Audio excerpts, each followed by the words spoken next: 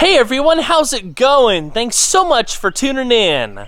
In today's video, I'll be outlining the plans for a new build that I have in the works that'll be introduced to the channel over the next couple of months.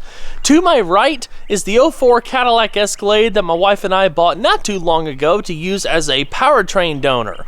All the way over there is a 74 C10 short bed, two-wheel drive, and in the middle, of course, we have our 1962 GMC C1000.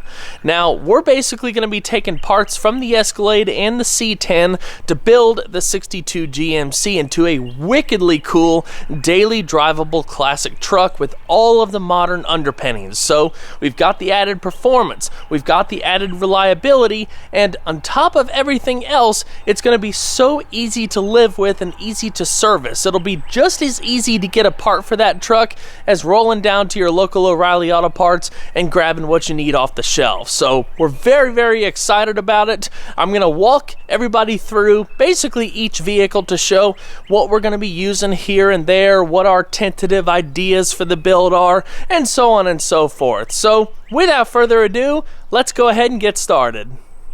In case you guys haven't seen anything that I've posted on this truck yet, I put a couple links down in the description box below so you guys can check it out.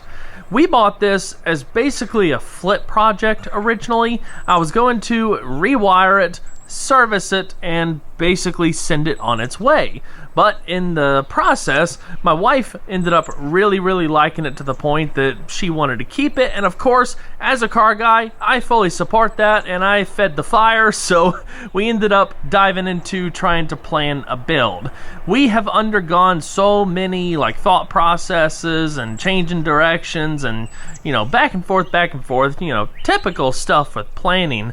But at the end of the day, we didn't want to just do a stock restoration. We didn't want to try to modify some of the existing structure, and unfortunately there are some issues with this truck that would make it very, not difficult, or it would be difficult, but it wouldn't be impossible to redo this truck. But we saw the opportunity to take it one step further, and that's what we're gonna do. I know full well some folks are watching this video just shaking their head in disbelief, like, how in the world can you be planning another project? You've got all of these other projects. Why don't you finish a project for once? Why? It doesn't seem like you're working on anything, which is not true. I have actually started a restoration shop with a good friend of mine called K&J Design and Auto Works. If you've been on the channel for any lengthy period of time, you'll know that I'm a big fan of classics. That's where my passion has always been, and I've always wanted to get to the point where I could have multiple projects that I could relatively easy bounce between to have a variety of content. So between having our client cars with K&J and having my personal stuff with YouTube in general, which I will be filming some of the client stuff over time as well, I feel like I'm finally in that space to just run wild and chase a dream and have fun. So that's what we're doing. So what doesn't seem to make sense makes perfect sense. It really does. So again, I'm very excited about it. There's a lot of really cool things coming down the pipeline, a lot more content as we go through the year. So definitely stay in tune with the social media platforms. All the links are in the description box below. I really appreciate the support. It means a lot. All right, let's get back to the 62. One of the coolest things about this truck was the original motor. It was a 305 cubic inch V6, and I've got a video link down in the description below if you'd like to learn more about it. Honestly, it's a fascinating engine, something that was just totally overbuilt and made for heavy duty work. GMC had their own unique lineup of engines at the time that were very different from anything that Chevrolet had at the time, and the 305 was actually the smallest motor they offered, believe it or not. But anyway, it is a super heavy, full cast iron monster. I think the motor itself, all dressed up, weighs like 700 pounds or so. Pulling it out with the transmission was not fun, let me tell you. Like I said, we want to build something that's serviceable and easy to live with, which kind of leads me into my next talking point about why we're not using the original engine. Yes, it did run good, and these motors were built to be reliable and last a long time. But it's kind of a toss-up as to whether you're actually gonna be able to get parts for it when the time comes that something goes wrong.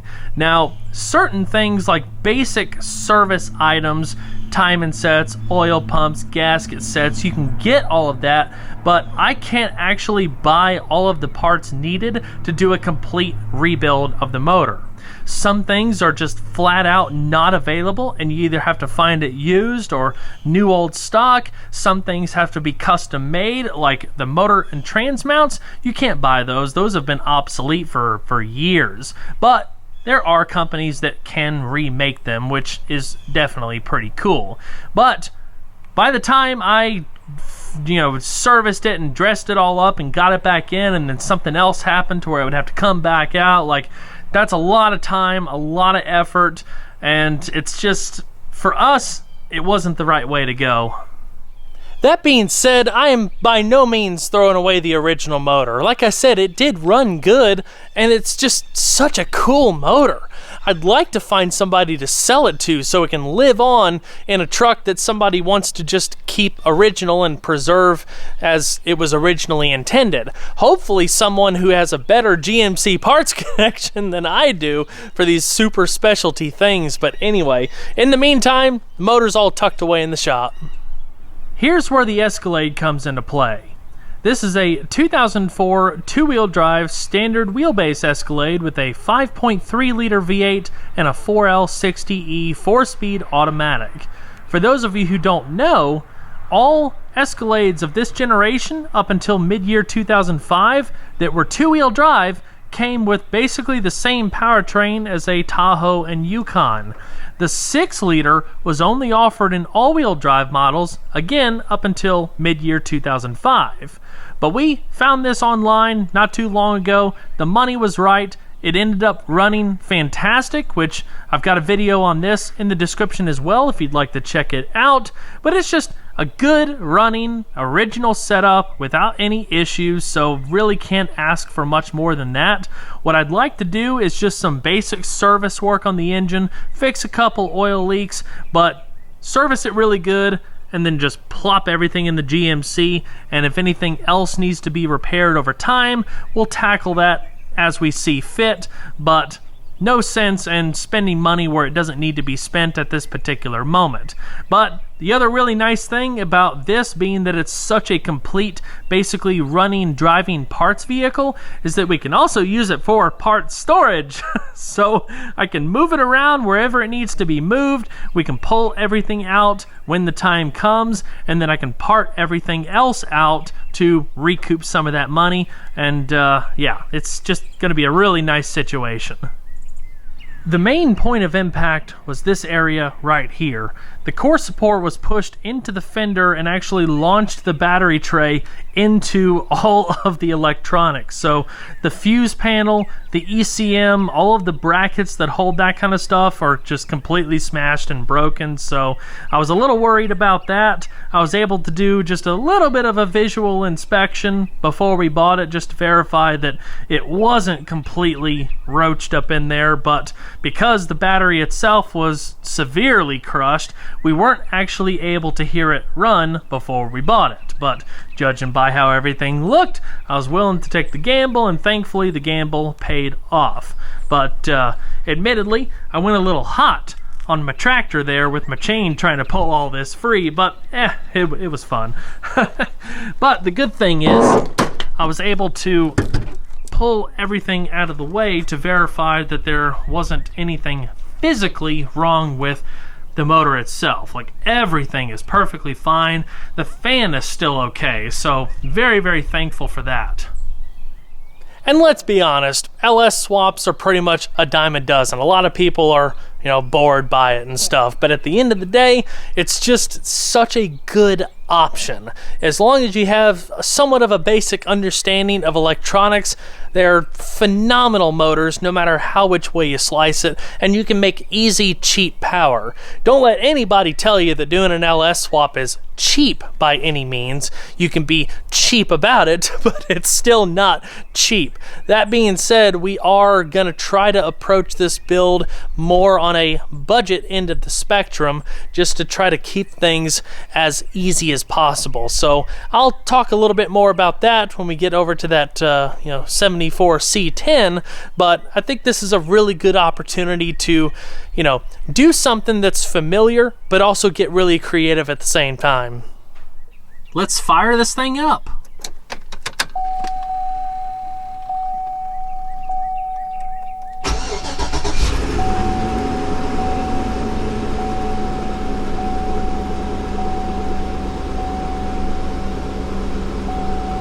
This is awesome.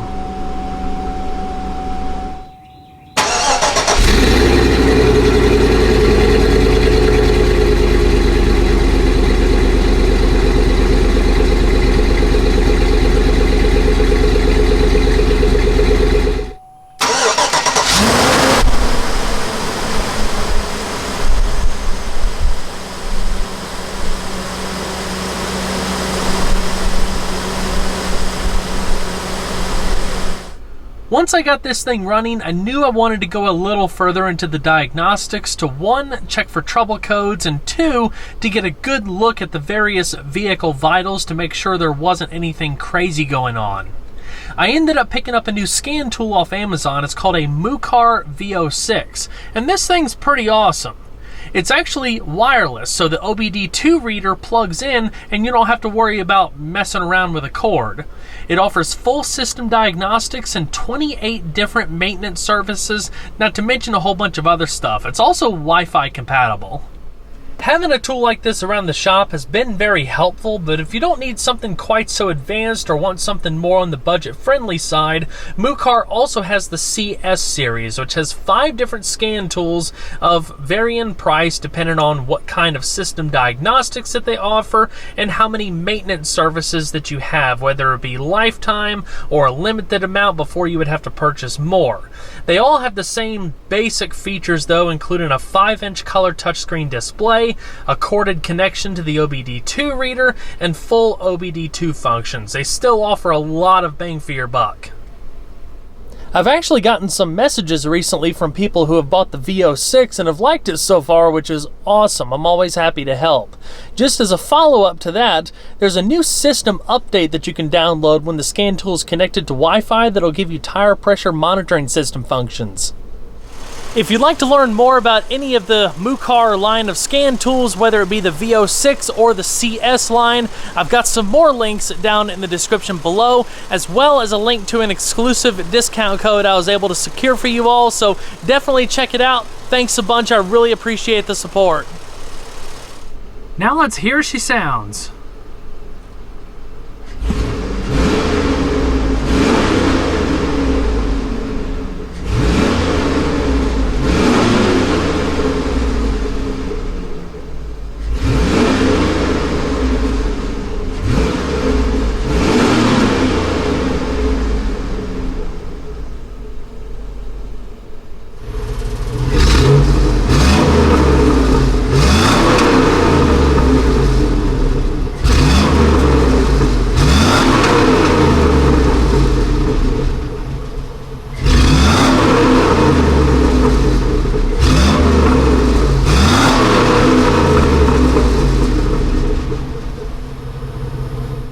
Now let's go ahead and shut her down and we'll talk about that 74 C10.